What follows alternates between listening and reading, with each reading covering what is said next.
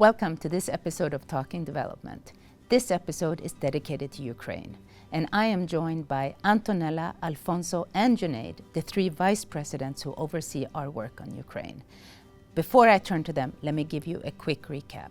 Ukraine is entering almost 1.5 years of war by now, and the situation continues to be incredibly difficult in terms of course, humanitarian impact, economic, social, and physical impacts, and we see the footages. Yet, Ukraine continues to work so hard to provide services. The government is functioning, an IMF program is in place. We are moving our support from supporting critical essential services, which we will continue, but also to innovate and do project work.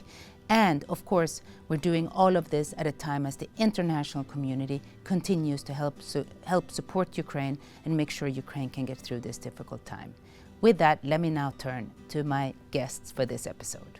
So let me wish you a very warm welcome. Antonella, Junaid, Alfonso, thank you for being with me. We've been together through this journey, of course, for a long time, and I'm really looking forward to having you share your insights with the audience of Talking Development. And I'm going to start with you, Antonella. You jumped into this job at a time when I think the bank had been so well recognized for being so present so quick. And if my numbers serve me right, we have mobilized about $25 billion for Ukraine, of which about $23 billion have actually been dispersed. And I think this is amazing, and it's been a lot thanks to the significant program under what we call PEACE. But we've also started doing other things. Can you share with us a little bit, how do you see the evolving response from the bank to support Ukraine? And because I have all three of you here, how do we leverage the group, the World Bank Group, to support Ukraine? Thank you, Anna. Indeed, the main focus of the World Bank support to Ukraine has been on helping the government maintain continuity of key government function and key services, as you mentioned. With our support, the government has been able to pay pension to pensioners, keep health facilities functioning, keep schools open, support internally displaced people, as well as helping those who are most in need.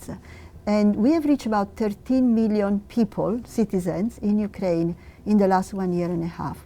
But in addition to this support, we have also started to work with the government to repair critical infrastructure in health, transport, and energy, which have been massively affected by the war and in many cases damaged or destroyed.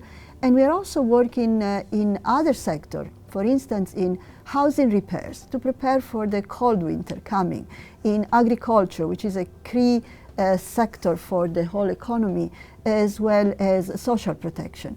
We are supporting the government implementing reforms to help the economy going during wartime, but also to prepare the country for recovery and reconstruction after the war. Wonderful, thank you so much. Alfonso, I'm going to turn to you. One reason I also thought it was very timely to do a Talking Development on Ukraine is that there's of course the annual conference on Ukraine recovery. And I know this year there's a lot of focus on the private sector.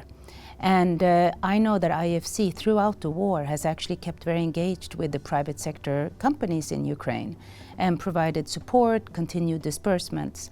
But what innovation have you had to take as an organization, really, to be able to be supportive during this very difficult time with so much uncertainty? We have done 4 things that are relevant. One is what we call the ERA, which is a program that we brought to the board of $2 billion to put $1 billion of IFC capital at risk. So basically what we said is IFC can put $1 billion ready to be deployed in Ukraine. And we will try to leverage this billion with another billion of blended finance. That was quite historical. Second, working capital to firms that were already clients from IFC and that we could support them during the process of or during the war. And then the third piece is really thinking on the recovery, on the reconstruction. How can we start thinking on the reconstruction and financing some firms?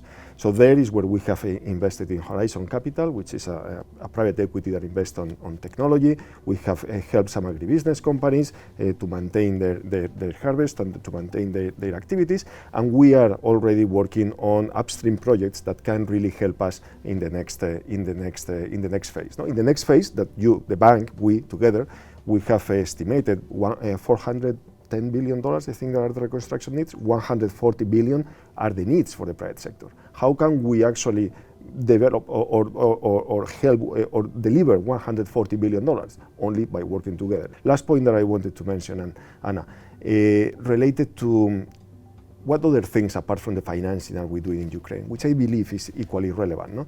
Two things that are important. One is what that I feel very strongly about it because it's very close to my heart, the digital data corridor that we implemented. So basically one thing that we noticed is that all the migrants from Ukraine, outside of Ukraine, didn't have access to credit. It was impossible because all their credit history was in Ukraine. And there was no way that a financial institution in Poland, in Romania, or wherever could know if this person could have access to finance or not, because they didn't know the credit history of these people. So we created a corridor of data among or between all the credit registries and credit bureaus of Ukraine and all the surrounding countries, which helped these migrants to have access to finance. No? And the second one, we deployed a trust fund that we had with the European Union for energy efficiency, to housing energy efficiency, and we deployed and we changed completely the purpose of the trust fund to reconstruction, housing reconstruction. Thank you so much, Alfonso. And before I go to Junaid, I just have to take stock of one thing. Ukraine and digital. I think before the war, Ukraine had already established itself very much as a leader on digital. And we saw it, and in fact, it was throughout our programs in Ukraine. But I think the digital and the digitization of Ukraine has really, really helped it. And we see it everywhere. We see it in the Ministry of Finance and in our ability to actually do a lot of transactions that bring transparency verification much more easily. We see it in the banking sector, which has performed so well during the war, that so many people are able to access banks inside Ukraine thanks to digital. We see it actually also in the education sector, because during COVID, they went online and they've been able to continue to provide online education services for students inside and outside of Ukraine. And we see it, of course, as a big part going forward for the private sector, where Ukraine really has comparative advantage. Now, Junaid, from day one, I heard from the Ukrainians that you have this thing called MIGA. And we think we really need MIGA's help, because at a time of war, how do you attract companies to come? You need to provide insurance.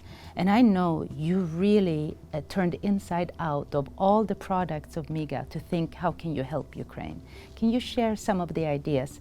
And same question to you, what about the leveraging of the group? Anna, you've just said it exactly correctly.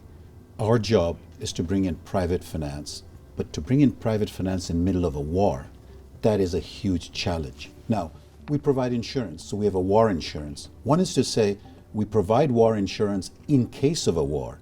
Another is to provide war insurance in middle of the war. And that's what we are doing. And what we immediately did was focused on liquidity facilities. People need money to bring in food, fuel, medical supplies. So how do we get cash into the hands of people? So what we did was we backed one of the international banks inside Ukraine and to support the small and medium enterprises, to keep that going, but also to provide liquidity facility to consumers. And at the same time, and this is the second part of the story, is partnerships.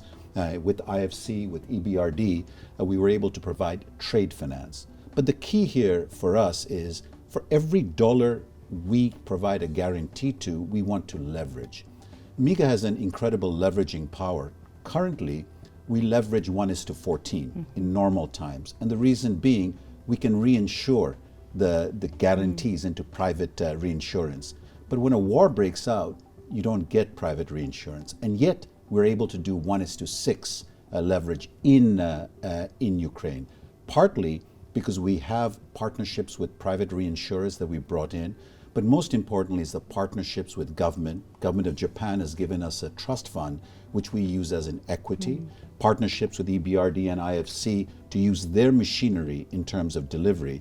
But what's very important is, if the overall framework of public investment and reform, which the bank is doing, if that's missing, very hard for us to provide insurance to bring in private finance. So it's a combination of being able to do public reinsurance, negotiate with private reinsurers, and leverage the partnership in the World Bank Group that allows us to bring in the guarantees. We are right now the leading guarantor in Ukraine, and we intend to now move from liquidity facility into the real sector. Like as our colleagues were saying, now the rebuilding of the electricity sector, the water sector, the roads. Thank you so much, and really thank you, all three of you, for your leadership in this very difficult but also very, very inspiring story of support with all the partners and with each other. So thank you. And thank you so much for catching this episode of Talking Development. I hope you enjoyed it as much as I did. And I have to say, even though I know Ukraine well, I learned a lot. I look forward to connecting with you very soon again on the next episode of Talking Development.